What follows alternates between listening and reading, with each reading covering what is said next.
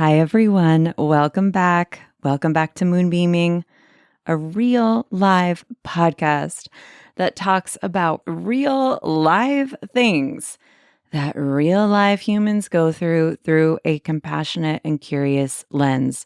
I'm your host, Sarah Faith Gottesdiener, who is also the creator of the Moon Studio, or a business, an online store, and education center to help support you in any phase. You can check out our classes, courses, our awesome apparel, and other lifestyle goods and spiritual tools by going to moon-studio.co.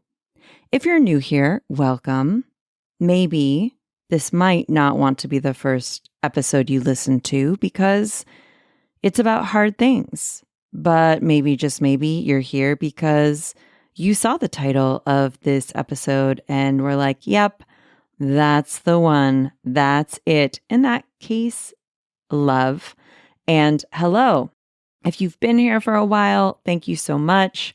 I am honored and grateful for your presence and your attention. I do not take it lightly. If you've been here for a while, you know that every year we do deep dives into the cards of the year as a way of getting more familiar with the tarot, to ground us in reality by way of the energetic and metaphysical, something to give us a sense of what to expect and to assure us that no, we aren't going insane. And yes, there are maps in existence that we can use as a guide. And so we've done some episodes on the Chariot, which is our card of the year. You can go back and listen to those. And then we did an episode on the Tower, which is in the Chariot constellation. It is the Chariot's teacher card. And so I wanted to follow that up with some conversations with folks that relate. Last week, we had one on collapse with wonderful guest Carmen Spagnolia. And next week, we will have another one with a guest about how to unhook from the ego and create more compassion and consciousness and some other great subjects. But here now, we're with a tower adjacent, tower theme, tower flavor episode entitled How to Survive a Spiritual Crisis. This is a topic that is near and dear to my heart. I wrote a zine about it. In fact, a long time ago, it might have been 2017, 2018.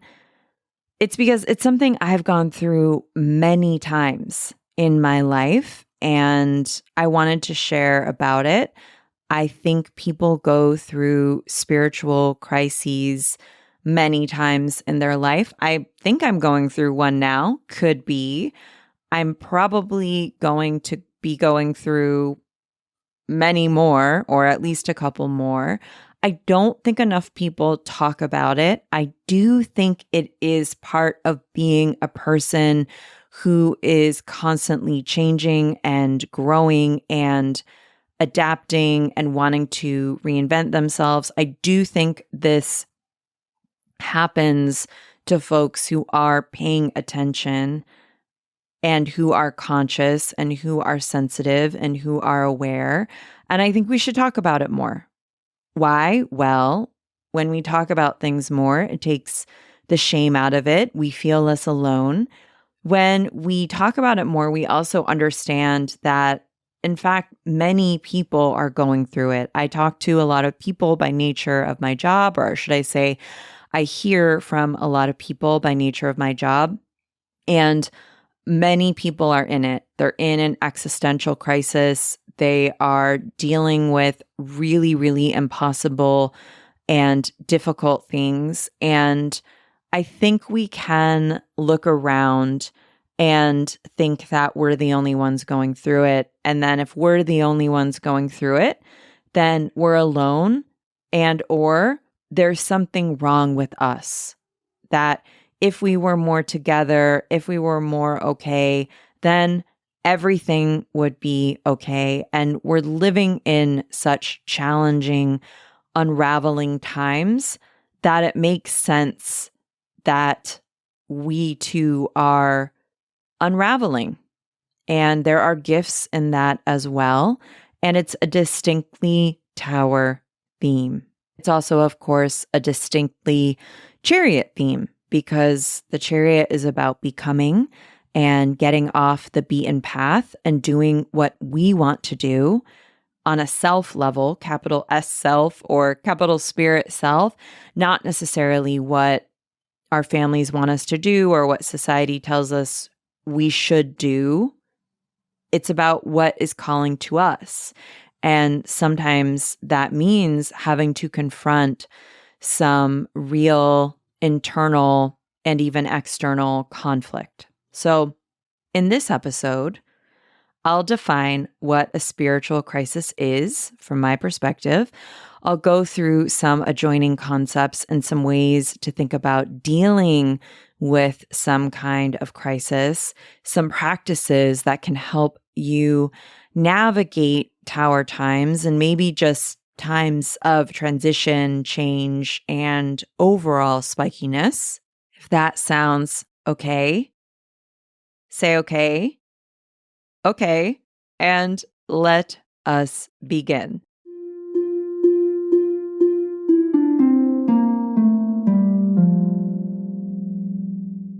Let's start off by defining what a spiritual crisis is. There are two vastly different definitions. I'm only going to focus on one of them today, although I'll name both of them now.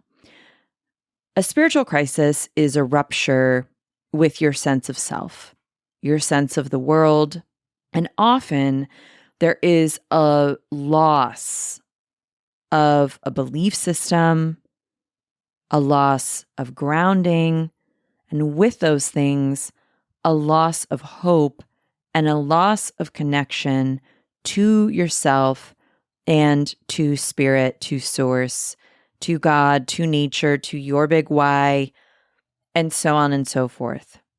There is often anger at the world or God or whatever you might have previously connected to or relied on. It's an earthquake. It's like a life, psyche, emotional self earthquake. Often, these are brought on by Tower kind of events, which we got into a lot last episode. These are diagnoses, a divorce, a job loss. We also talked about in the Tower episode an encountering of some kind of information or truth that completely changes the way you see the world. Getting information that confirms that someone you deeply trusted was lying to you, which is connected to maybe community or safety.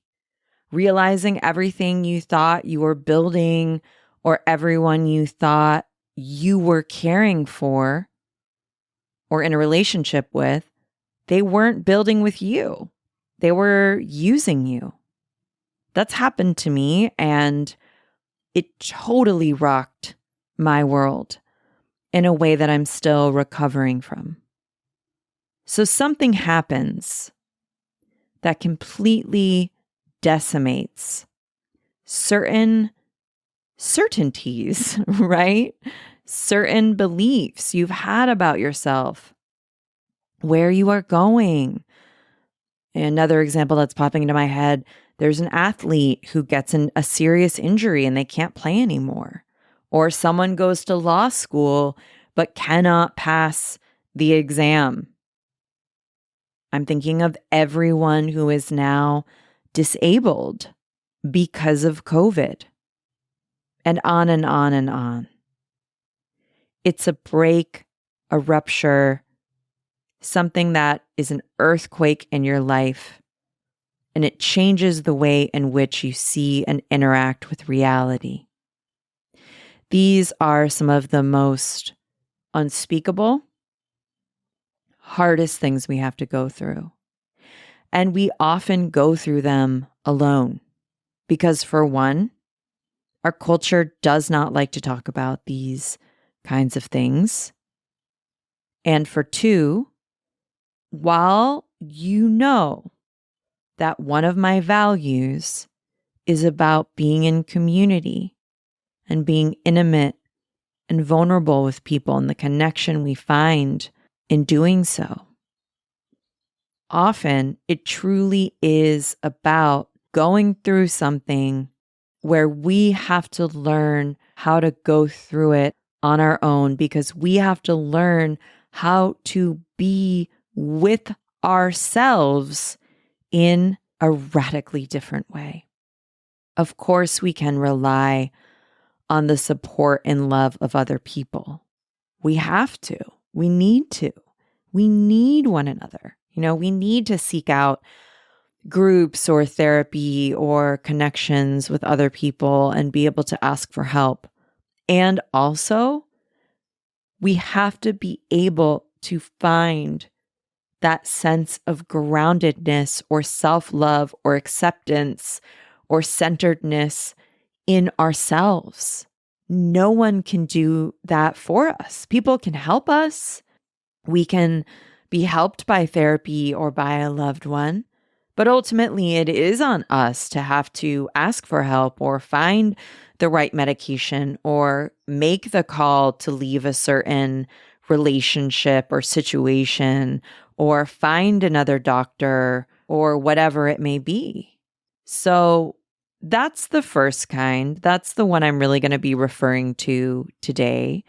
But the second, I'll briefly go over. We talked about it also in the Tower episode, so I'm not going to spend too much time here, but it's a spiritual crisis that is more of a spiritual awakening, where there's a spontaneous change brought about by spiritual experience. It can be small, like feeling your heart open in a meditation. It's not small, but you know what I mean. Like, so many people want the big explosion, the big firework, when really we know that existence is so much more subtle and smaller, than some major firework. But so let's say you have that heart opening moment in a meditation or at a yoga class, or yes, these larger experiences like Kundalini or a near-death experience.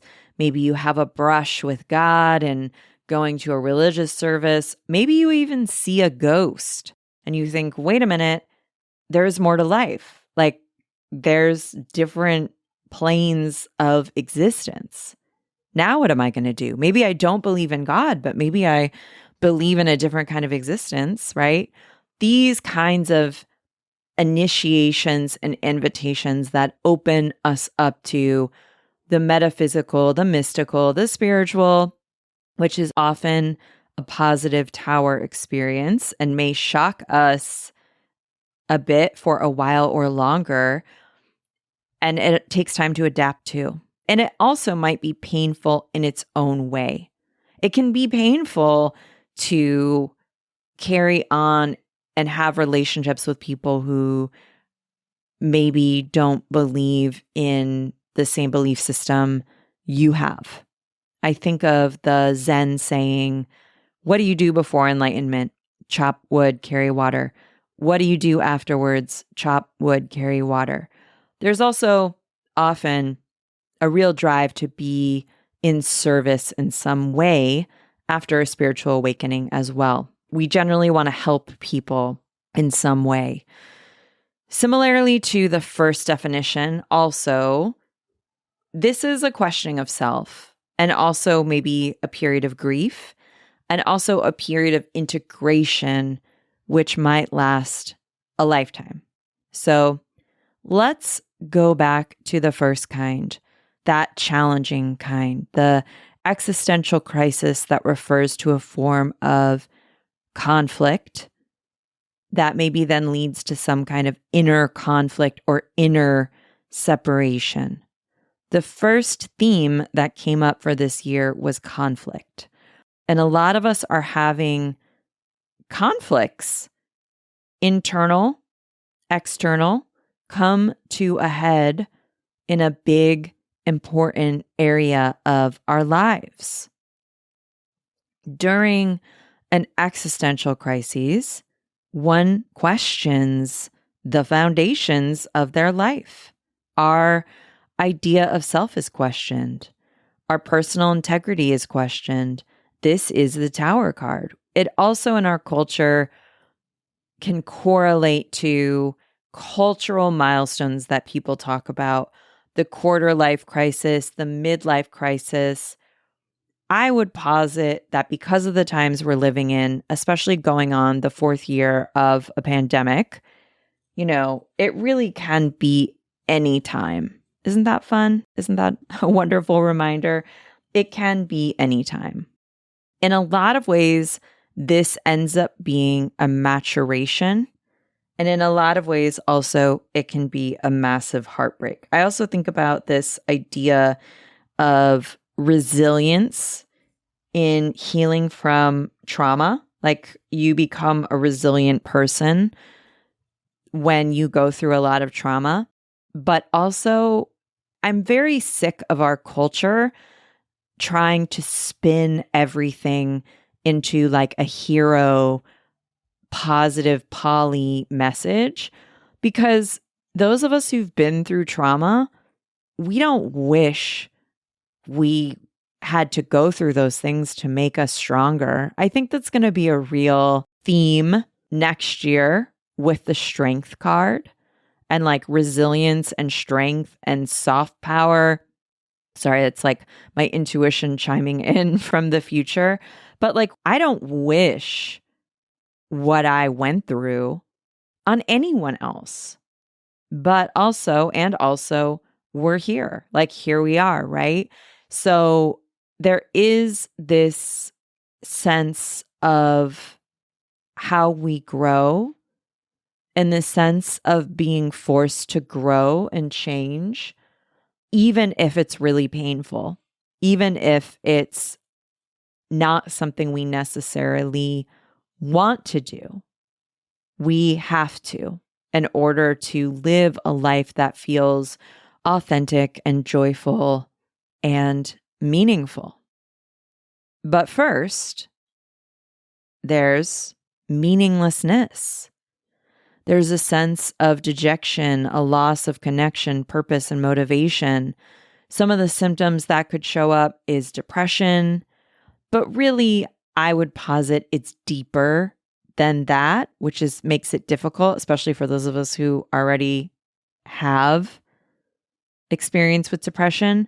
Depression is one of the symptoms. Worry, anxiety, a lack of interest in what you previously liked doing, or a lack of motivation around things you like doing. There's isolation and so on. I've also been thinking, of course, about the pandemic and how so many of the ways that we had to stay alive and keep one another safe really set up the exact conditions for an existential or spiritual crisis. The isolation, the loss of structure, all the unknown. I read somewhere once that long stretches of the unknown is so bad for our brains. We do our best when we're operating in kind of short term, like 90-day kind of periods, or when we have short term, like middle goals that take time, but they're not so far out of reach. This, of course, backs up all my work and all my teachings about cyclical living, seasonal living, and embracing the seasons more, right? Because the seasons are about 90 days. And if you're in an existential crisis, especially if there's that lack of connection to spirit, I encourage you to lean into nature, lean into the sun, lay on the earth, play with the elements, let the elements in, be in the present moment through spending time in the outdoors. If you can't leave your house, look out the window, connect with the sky, understand that you are nature and you are part of the one.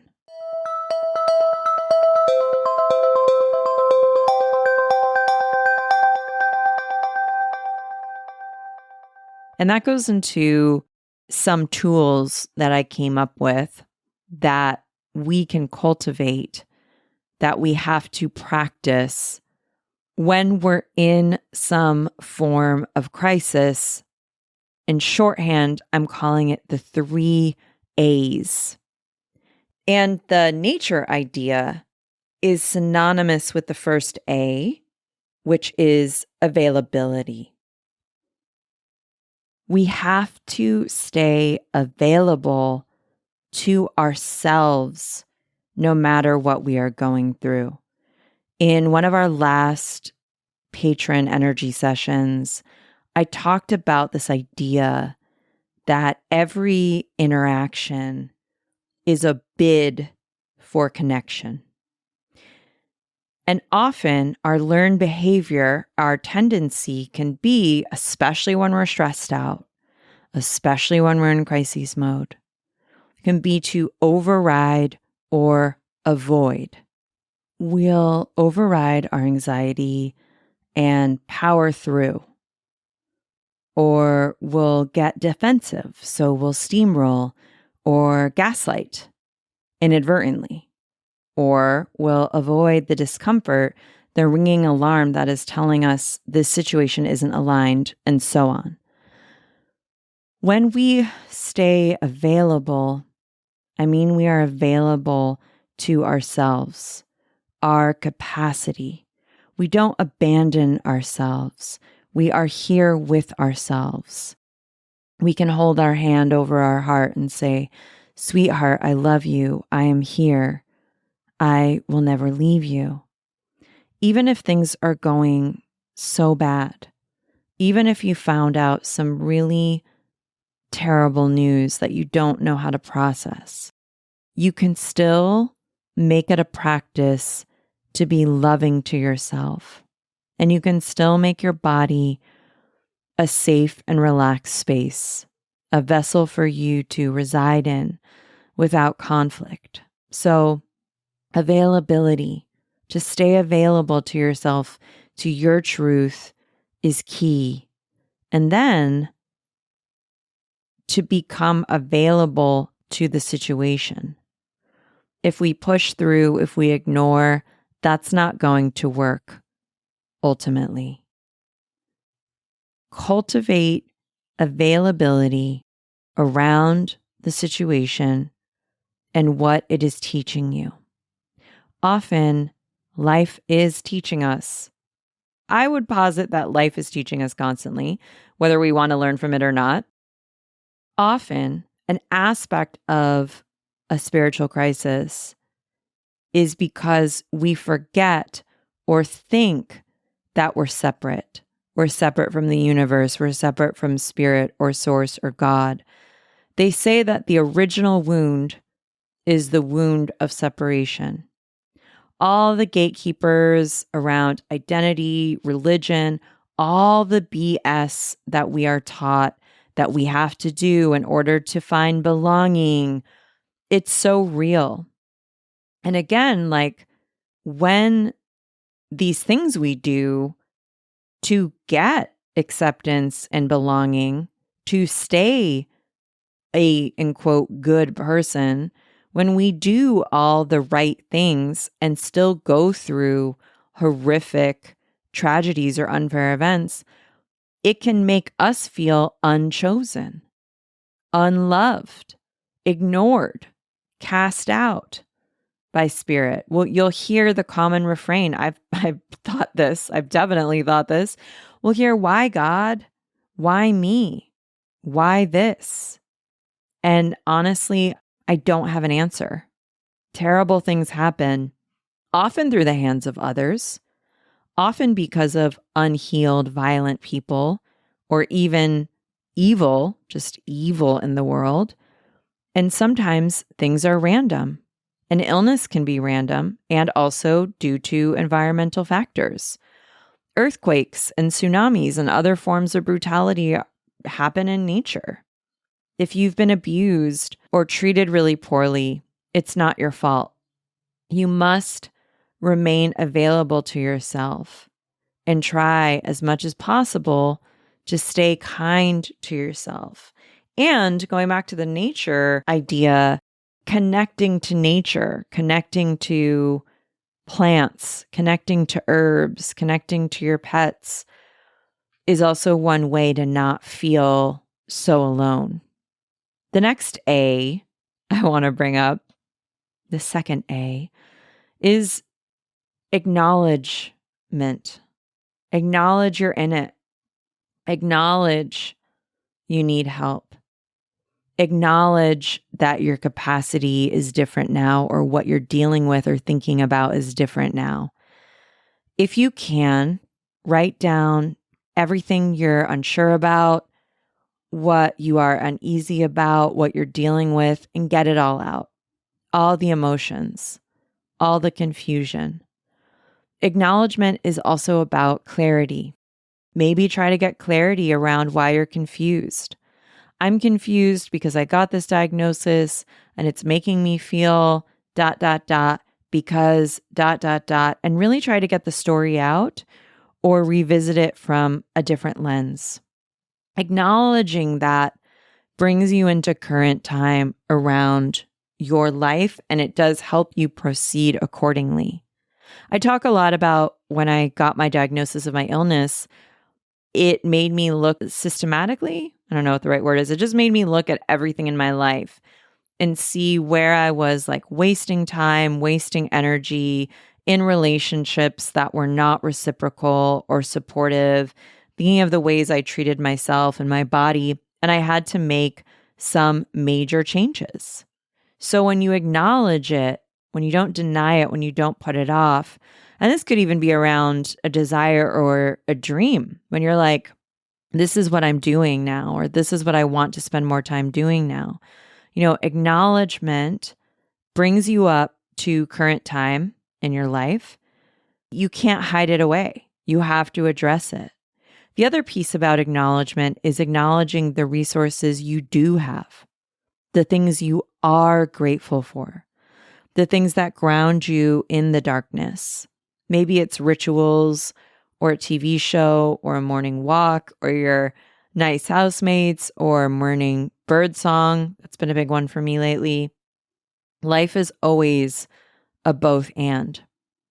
You don't have to stop living when things go totally haywire.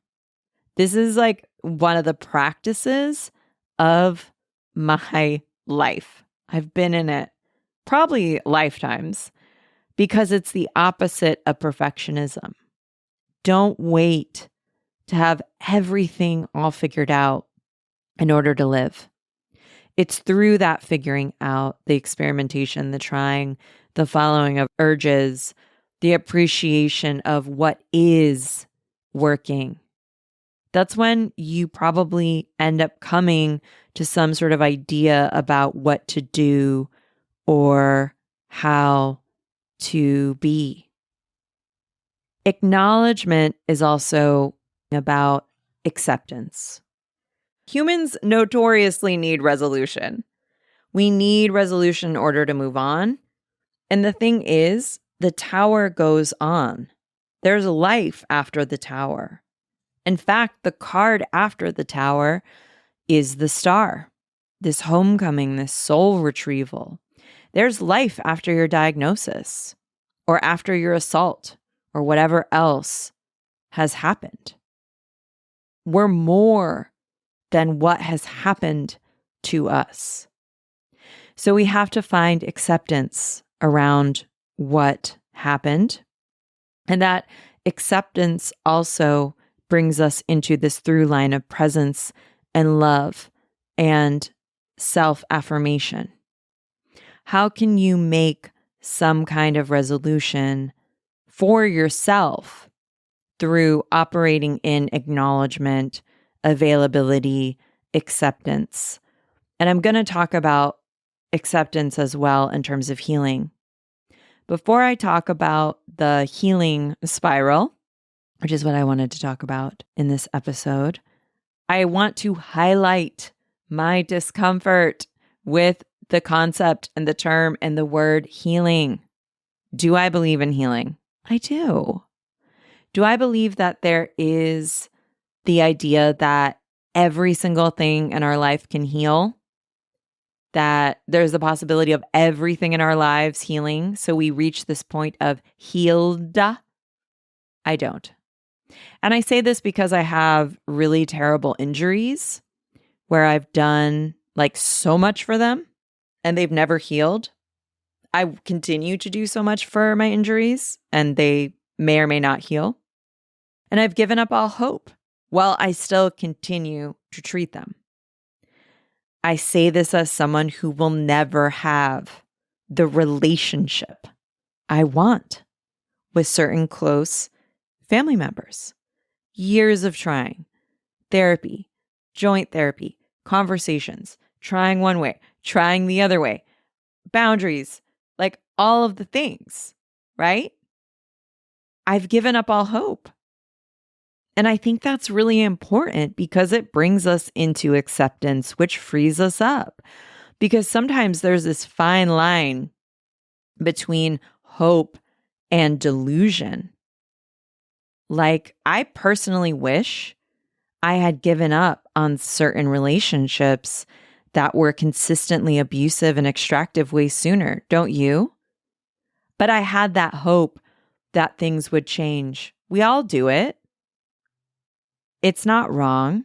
I'm not talking about throwing people out or if people are disposable, but we've all had those times where we think, if I changed, if I became more easygoing or tolerant or less like me, if again and again and again and again and again I ignored their ... if I was the bigger person, if I was more patient, if I had no needs, then it will work, right? Like cue laugh track, cue sad, kind, sweet, adorable laugh track from the universe, right? Because we've all been there and it's hard to know when to stay and when to leave. One thing to ask yourself is, if this person never changed, if this situation never changed, no matter how much work or change you did, would it be enough? And sometimes the answer is yes. Yes, it is. Yes, this relationship is too important and meaningful, and you can learn so much from it, and you're not going to let it go. If you're holding on, though, because you're in scarcity mode, we've talked about this in Embodying Abundance, if it feels obligatory, if you're afraid someone's going to judge you, if there are some other key indicators that this is not a reciprocal or healthy situation, if you're in Groundhog Day, it might be time to take a step back. We can also use this question on ourselves with buckets and boatloads of compassion. I shared with some protection magic folks in one of our gatherings. I told them a conversation I had with myself. I am in almost constant chronic pain due to said injury and my chronic illness. And I asked myself, if my pain never changed, if my body never changed, what would I do? What would I do differently? How would I be with myself? And immediately the answer came back as, I'd only love myself more.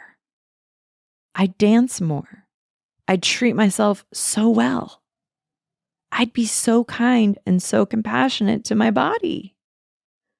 And immediately there was so much relief and such an intimacy, a coming together instead of a pulling apart or a large separation, you know?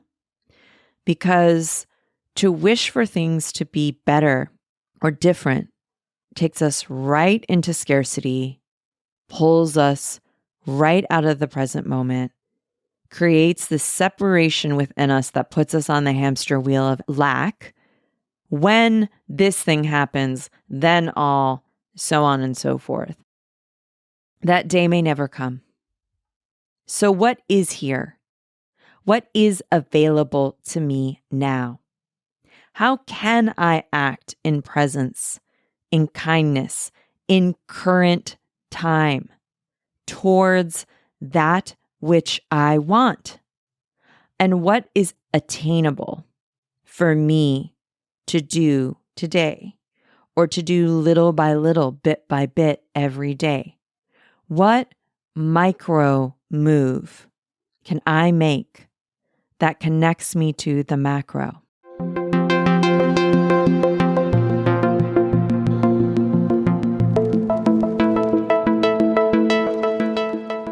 If you're here, you probably believe that as practitioners, we can transform our energy.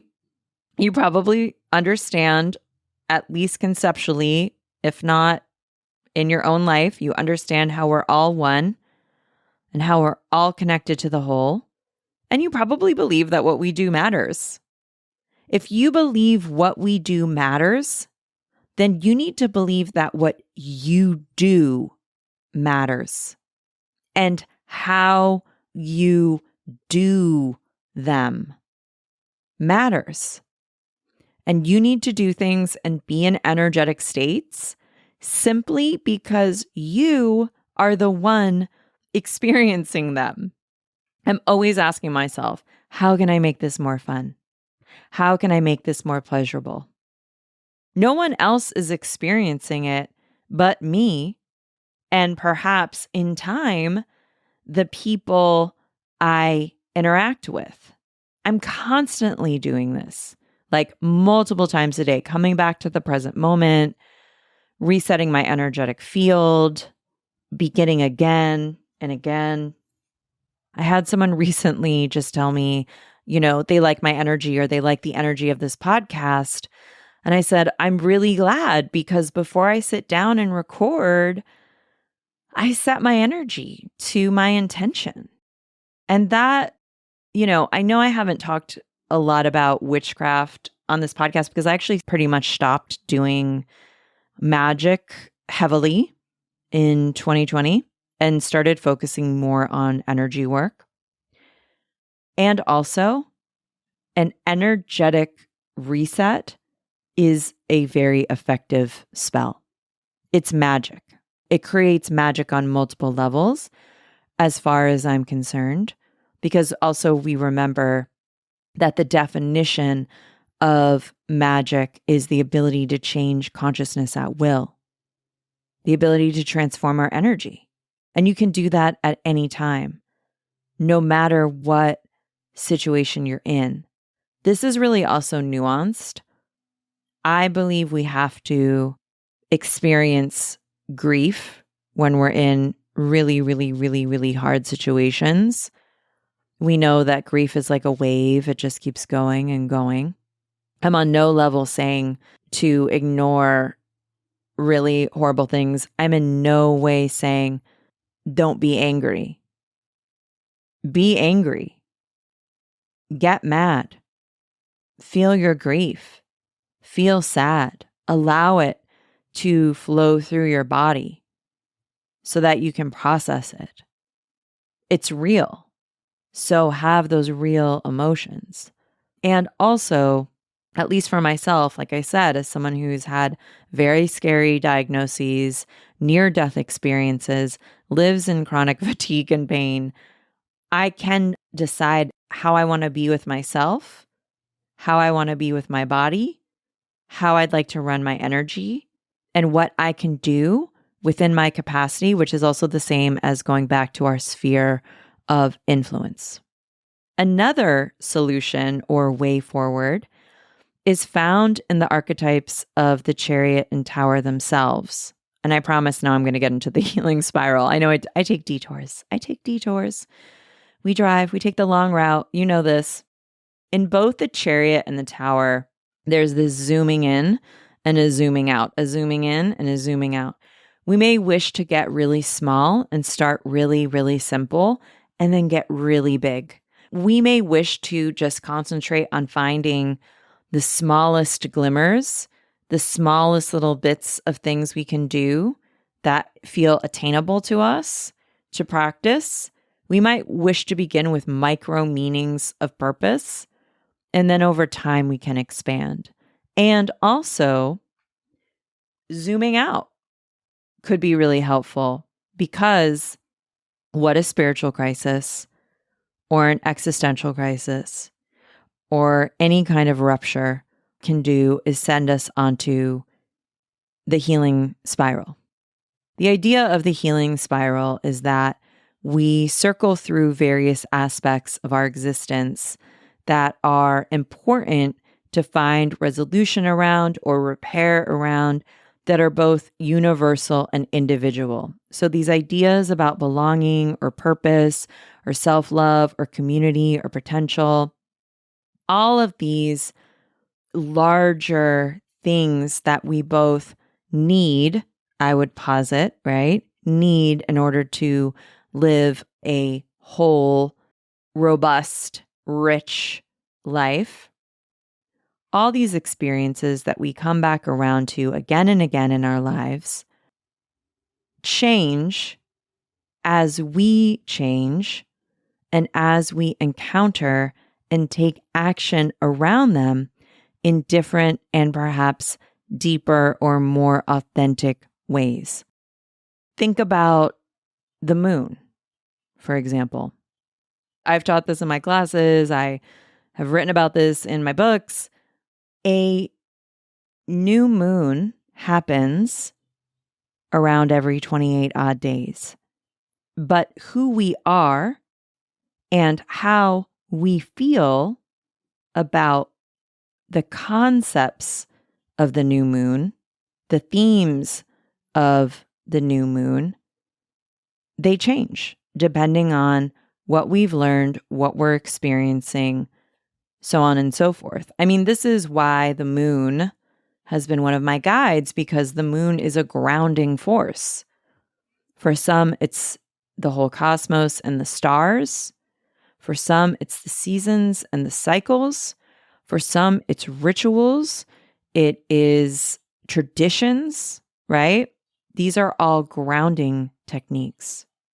I also think of the healing spiral as the fractal.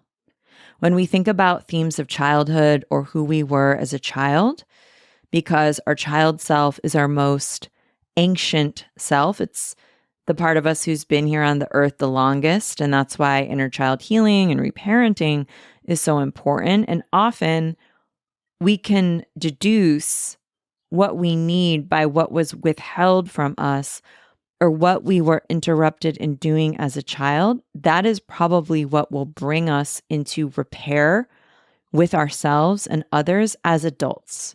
What we needed most, if we go after that and individuate around some of those needs and interests, will bring us into repair and more wholeness.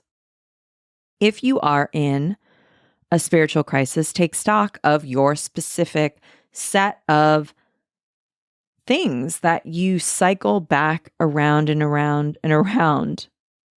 Maybe it's around vulnerability or creativity or security or abundance or self-love or all these things I named.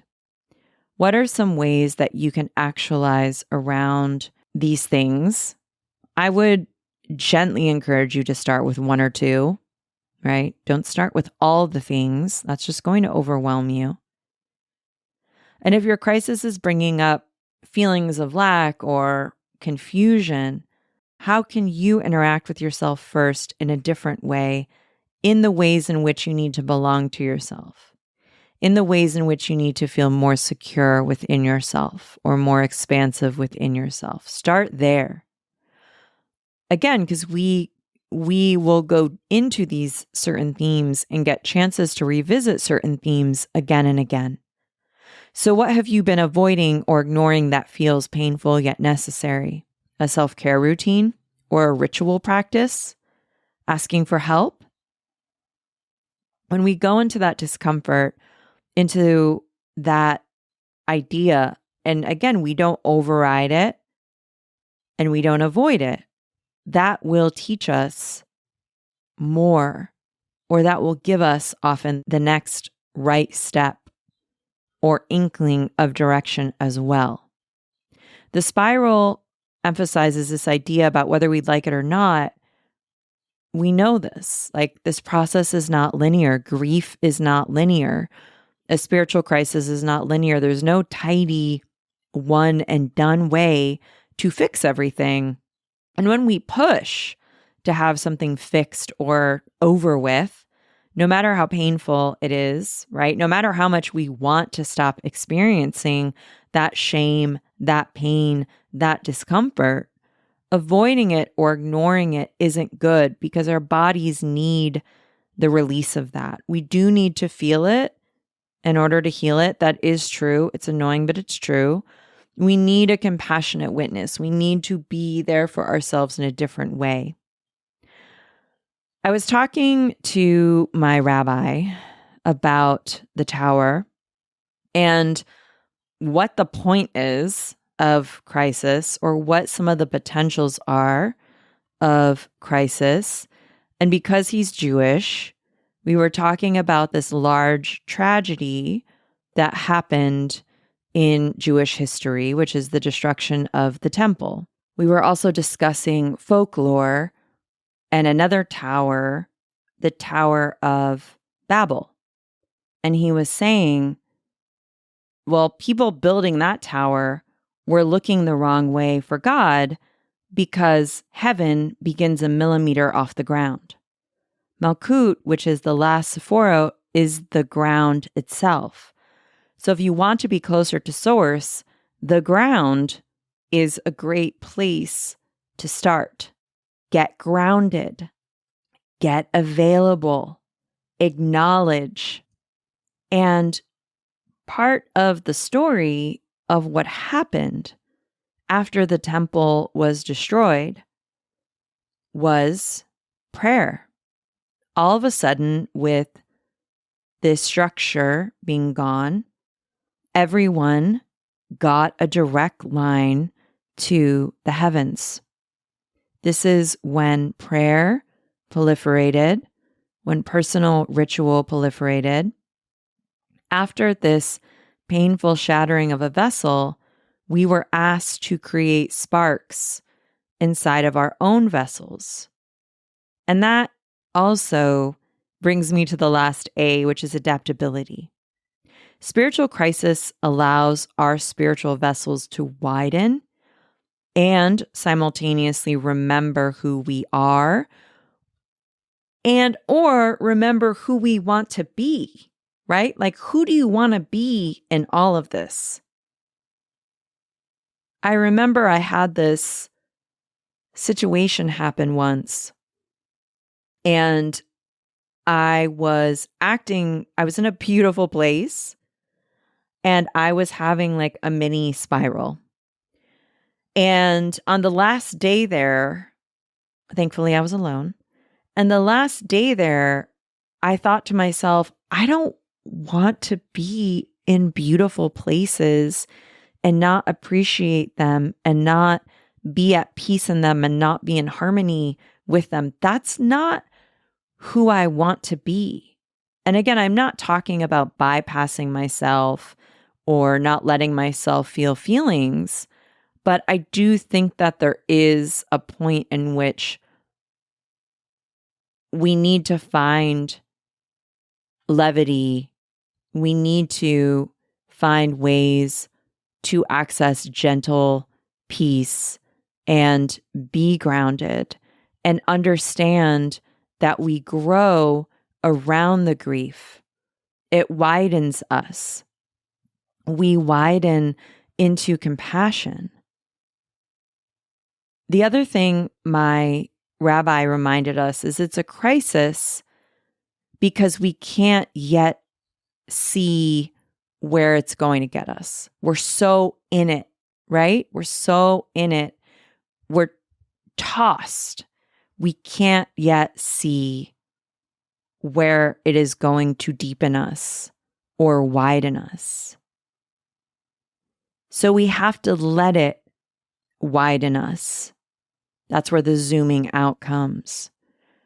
It softens us, or it breaks open the parts of us that need to be broken in order to open up, so we can fill it with more appropriate energies, dreams, ideas about who we might be, about what this life might be for.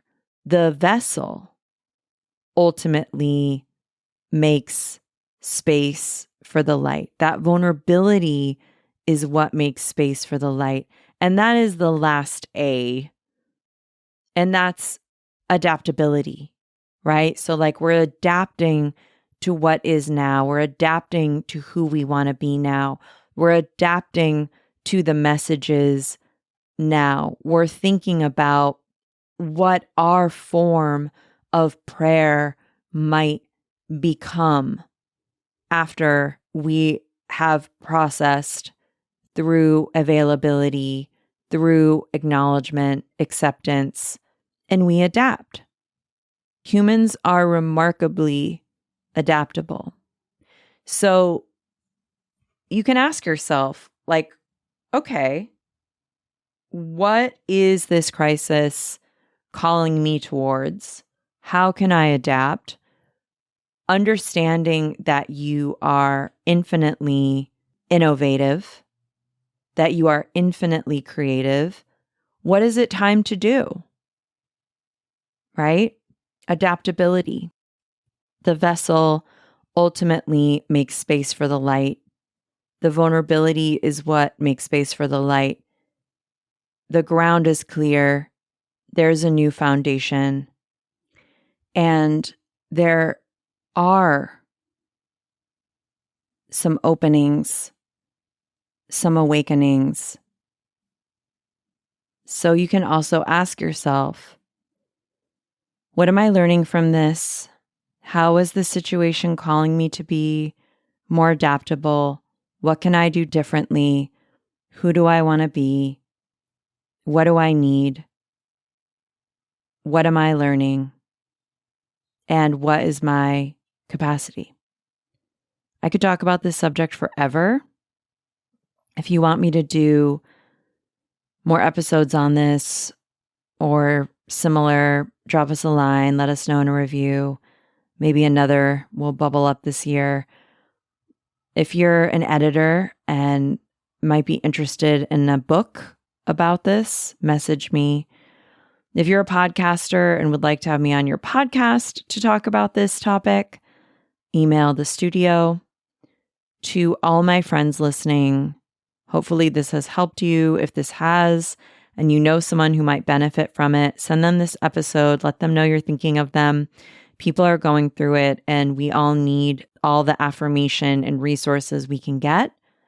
If you haven't already subscribed or written a review for this podcast, could you do so? People who leave us 5-star reviews get entered in a drawing to win a free reading with me. We'll be announcing a winner soon, so be sure to leave that review. That's what I've got. I will be back really soon with a great episode you're going to love. Until then, be kind to yourself. Do something nice for someone else. And I will see you soon. Bye.